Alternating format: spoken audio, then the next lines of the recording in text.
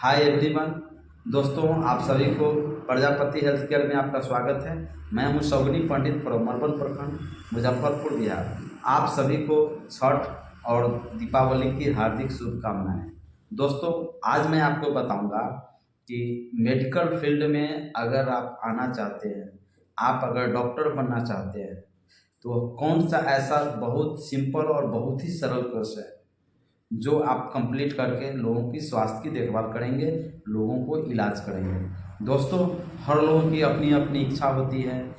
हर लोगों का अपना अपना एम होता है। किसी का इच्छा होता है कि मैं डॉक्टर बनूं, किसी का इच्छा होता है कि मैं इंजीनियर बनूं, किसी का इच्छा होता है कि मैं आईएएस बनूं, किसी का इच्छा होता है कि मैं आईपीएस बनूं, किसी का इच्छा होता है कि मैं राजनेता बनूं, किसी का इच्छा होता है कि मैं कॉमेडियन बनूं, किसी का इच्छा होता है कि मैं देश की सेवा करूं। सभी लोगों की अपनी अपनी इच्छा है और अपनी इच्छा की पूर्ति के लिए मेहनत करते हैं, दिन रात मेहनत करते हैं। आज जो मेहनत करते हैं वो सफल भी होते हैं।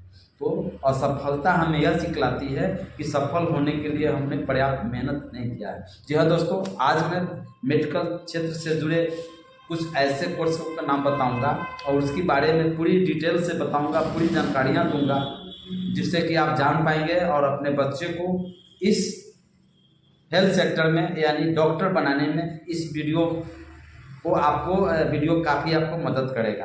तो अगर आप मेरे चैनल में नए हैं या फिर पहली बार मेरे चैनल से जुड़े हैं तो प्लीज़ लाइक करें, सब्सक्राइब करें और वीडियो को अंत तक जरूर देखें। दोस्तों, पिछले वीडियो में मैंने एमबीबीएस की मेडिकल कोर्स करने के लिए, एमबीबीएस में पढ़ाई करने के लिए क्या क्या कैटेगोरियाँ होती है उस पर मैंने आपको बताया है। और दूसरा बीएमएस के बारे में भी मैंने आपको बताया है। और आज मैं बताऊंगा सिर्फ बीएचएमएस, जिसको पूरा नाम bachelor of homeopathic medicine and surgery होता है। इस कोर्स को करने के लिए एडमिशन कैसे होगा। दोस्तों, अगर आप बीएचएमएस कोर्स करना चाहते हैं तो आपको नीट एग्ज़ाम क्वालिफाई करना पड़ेगा। पहले क्या था, जब नीट नहीं था तो भारत सरकार बहुत तरह के एग्ज़ाम आप फेस करना पड़ते थे, बहुत तरह के एग्ज़ाम देना पड़ता था। एग्ज़ाम कंप्लीट करते थे तब आप मेडिकल में आपका एडमिशन होता था और आप पढ़ाई करके आप डॉक्टर बन पाते थे।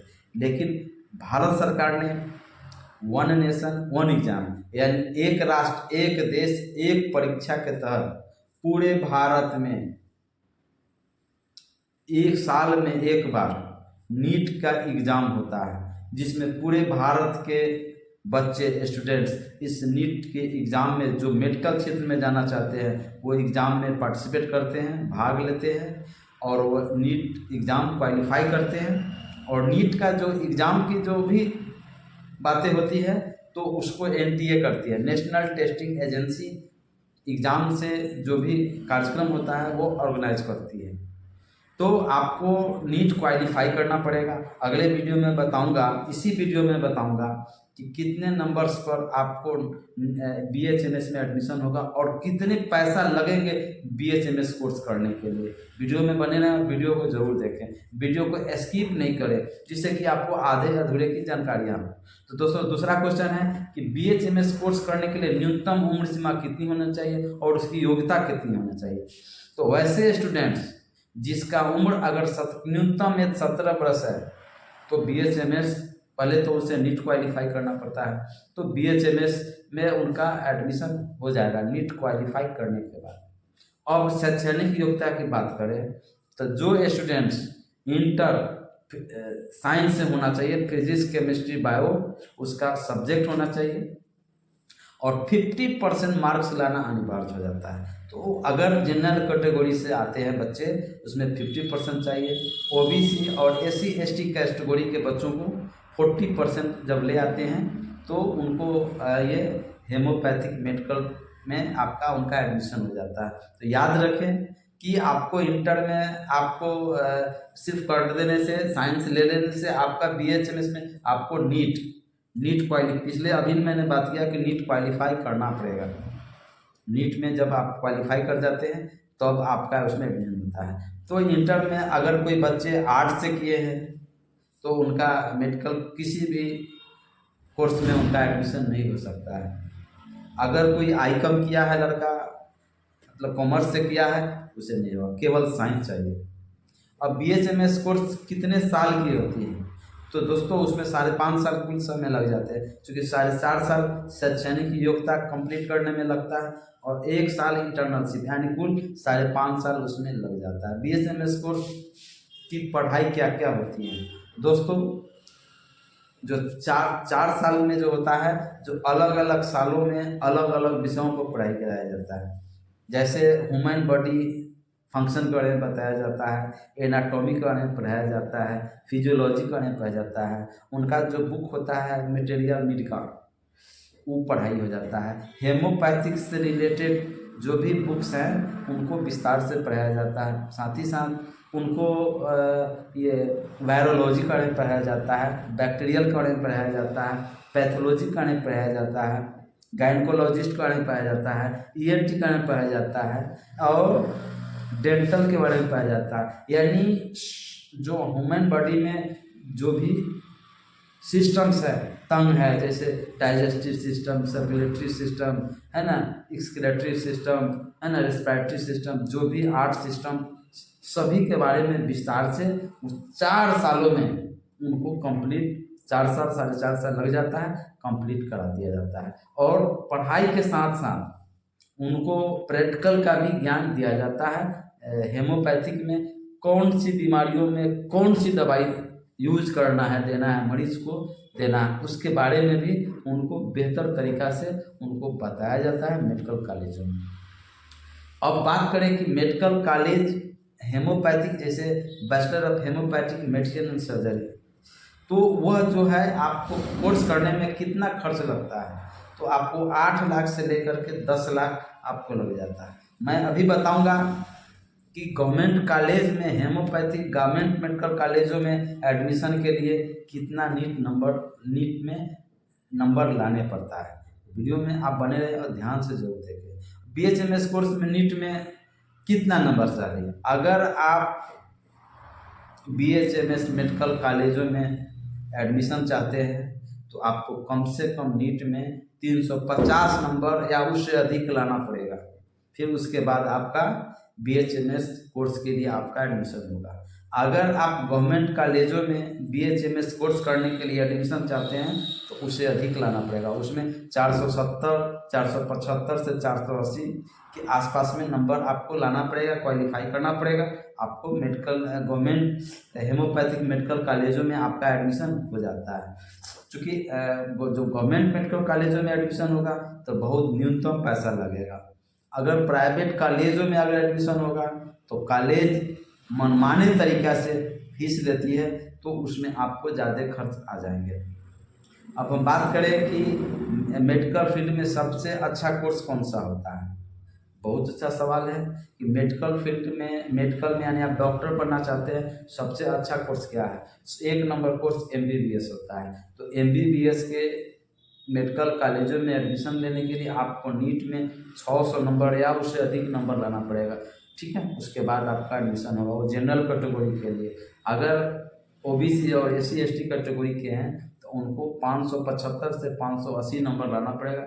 फिर उसके बाद MBBS में उनका एडमिशन आसानी से हो जाएगा। अब BHMS कोर्स में कितने सब्जेक्ट होते हैं? तो BHMS सब्जेक्ट में हेमोपैथिक से रिलेटेड बहुत सारे सब्जेक्ट होते हैं, जैसे एनाटॉमिक्स के बारे में, फिजियोलॉजी के बारे में, ह्यूमन बॉडी फंक्शन के बारे में, पैथोलॉजी के बारे में, गायनकोलॉजिस्ट के बारे में, डेंटिस्ट के बारे में, चाइल्ड केयर के बारे में, मटेरियल नीड का जो बुक होता है, जो फार्मेसी के बारे में, बहुत सारे जो उनके बुक हैं, जो हेमोपैथी से जुड़ी हुई बुकें होती है, उनके बारे में उनको पढ़ाई कराया जाता है, ठीक है। तो अब बात करें कि हेमोपैथिक डॉक्टर्स जब बनते हैं तो उनको गांव के लोग कौन सी नामों से पुकारते हैं?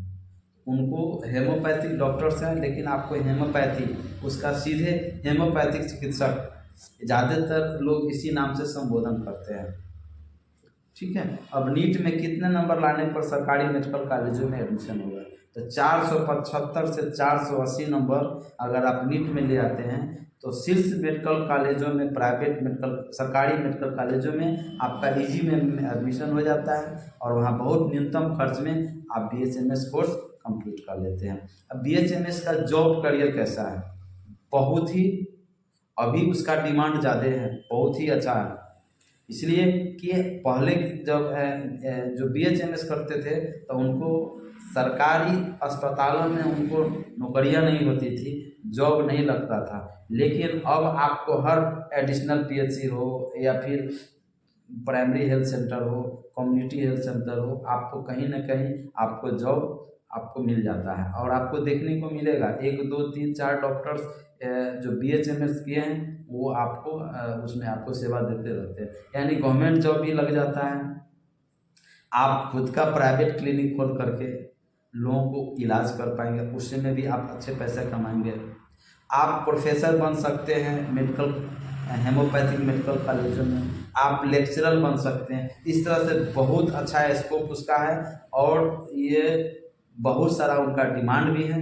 क्योंकि आप हेमोपैथिक में मैंने देखा है कि जब एलोपैथिक से दवाइयाँ से जब तकलीफ़ें नहीं ठीक होती है तो ऐसे हालत में गांव के लोग या शहर के लोग हेमोपैथी की तरफ भागते हैं और असाध्य लोगों को भी हेमोपैथिक से इलाज करके उसको ठीक किया जाता है।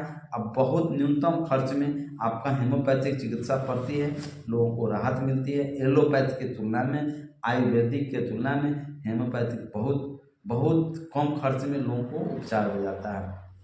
अब बात करें कि BHMS का क्या कठिन है कोर्स करने में? जी हाँ दोस्तों, ऐसी बात नहीं है। पढ़ाई करने वाले के लिए कहीं कोई दिक्कत नहीं है। जो बच्चे नहीं पढ़ते हैं, उत्सुक नहीं लगते हैं, जिज्ञासा नहीं होती है तो वो नहीं कोर्स कर पाते हैं। तो कहा जाता है कि मेहनत कभी बेकार नहीं जाता है और असफलता हमें यह सिखलाती है। अगर कोई बच्चे मैट्रिक में फेल हो गए, इसका मतलब है कि मैट्रिक पास होने के लिए जितनी मेहनत की ज़रूरत थी उतना मेहनत नहीं किया स्टूडेंट। इसका मतलब ये होता है कि BHMS कोर्स करने के लिए जितनी आवश्यकता है पढ़ाई करने की उतनी पढ़ाई नहीं कर पाते हैं तो आप उस क्वालिफाई नहीं कर पाते हैं, नहीं आप रिजल्ट ला पाते हैं। इसलिए कठिन सब कुछ है और हल्का सब भी है, यानी बिल्कुल कुछ नहीं है, पढ़ने वाले के लिए कुछ नहीं है। BHMS वाले की क्या मांग है? बहुत सारे मार्केट में मांग है। आप हर चौक चौराहे पर शहर में आपको BHMS डॉक्टर्स आपको मिल जाएंगे, अच्छी खासी भीड़ रहती है और लोग इलाज कराते हैं बहुत कम खर्च में, लोग ठीक भी होते हैं, चाहे क्रोनिक डिजीज हो या फिर नॉर्मल हो। क्या BHMS MBBS या फिर BAMS के बराबर है? जी नहीं दोस्तों, MBBS नंबर 1 पर आता है, उसमें नीट में 600 नंबर या उससे अधिक लाना पड़ता है। BAMS में आपको 575 से 580 नंबर लाना पड़ता है, फिर आपको आयुर्वेदिक मेडिकल कॉलेजों में एडमिशन होता है।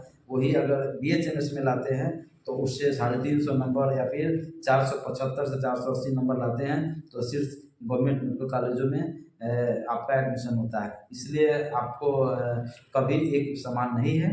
BHMS सबसे नीचे आता है, उसके ऊपर BAMS होता है, उसके ऊपर MBBS होता है, जो टॉप में MBBS होता है। DM और MD डिग्री में क्या अंतर है? DM का मतलब होता है डॉक्टर ऑफ मेडिसिन और MD का मतलब होता है मास्टर ऑफ मेडिसिन। इसलिए MD से ऊपर DM होता है, जिसमें काफ़ी सारा पढ़ाई पढ़ना पड़ता है, विशेषज्ञ स्पेशलाइज हो जाते हैं उस बीमारियों का, उस रोग का, और उनका प्रॉपर इलाज होता है। आज लोग सीधे डायरेक्ट DM से बात करते हैं, DM डॉक्टरों से ज़्यादातर लोग दिखाना पसंद करते हैं। MBBS होता है, MD होता है, फिर DM होता है, तो और लोगों को उपचार भी होता है, लोग ठीक भी होते हैं। तो दोस्तों इस तरह से BMS कोर्स अब आपका करना आसान हुआ। तो अगर अपने बच्चे को BHMS कोर्स करना चाहते हैं फिर भी, या कोई भी हेल्थ सेक्टर में डॉक्टर बनने के लिए, अगर आप MBBS हो, चाहे BMS हो, चाहे BHMS हो, चाहे BMS हो, बहुत सारे कोर्सेज है, करना चाहते हैं तो बच्चे अगर 7th क्लास में हैं उसी समय से आपको ध्यान देने की ज़रूरत है, उसी समय से प्रॉपर निगरानी करने की ज़रूरत है। क्योंकि नीट में कोई फिजिक्स, केमिस्ट्री, बायो और बोटनी, वनस्पति विज्ञान, इस तरह से, और इंग्लिश, यही इसी का बच्चे तैयारी करते हैं और नीट निकालते हैं। तो अगर आप शुरू से अगर ध्यान देते हैं तो बच्चों के लिए आगे चल के बिल्कुल आसान हो जाता है और बच्चे रुचि के साथ पढ़ाई करते हैं और रिजल्ट को निकालते हैं। तो दोस्तों वीडियो कैसा लगा वीडियो अगर अच्छा लगा है, पसंद आया है तो प्लीज़ लाइक करें, कमेंट्स में ज़रूर लिखें मेरा वीडियो पसंद आया है तो लाइक करें, सब्सक्राइब करें और वीडियो को अधिक से अधिक शेयर करें। तो मिलते हैं अगले दिन सेम चैनल पर, तब तक के लिए आपसे विदा चाहता हूँ। जय हिंद, जय भारत।